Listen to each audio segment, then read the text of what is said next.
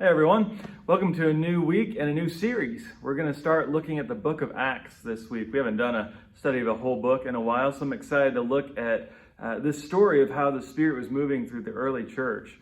And the way I want to think about it is as an origin story. You know, I'm a bit of a comic book nerd, and so I appreciate all these kind of stories, right, where you learn how did this hero get their power?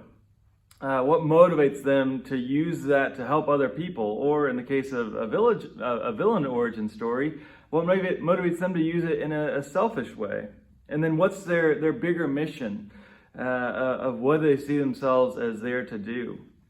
You know, if we think of the Acts as telling the origin story of the church, we can ask those same questions of what power do we have, and how are we meant to use it, and how do we sometimes misuse it, and maybe most importantly, what's our mission? What's our purpose for being here?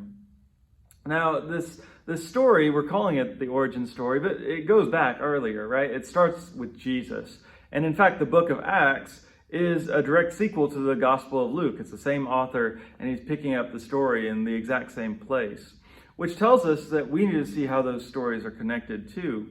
And see that even as it moves to talk about the apostles and the church, it's still about God, right? The gospel is about Jesus.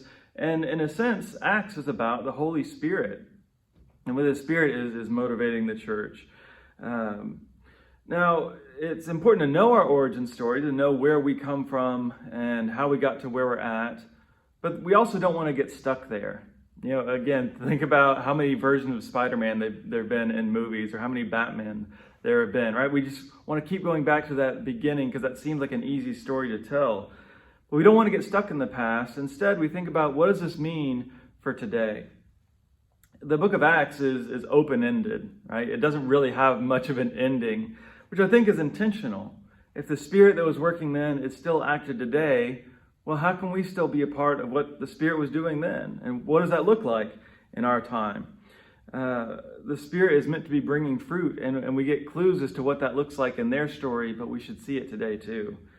God's goal is not just to establish a church. God's goal is actually bigger than that. I've heard it said that the church doesn't have a mission. God's mission has a church. And so we do want to ask and see how those earliest followers participated in that mission of God, of bringing good news to the entire world.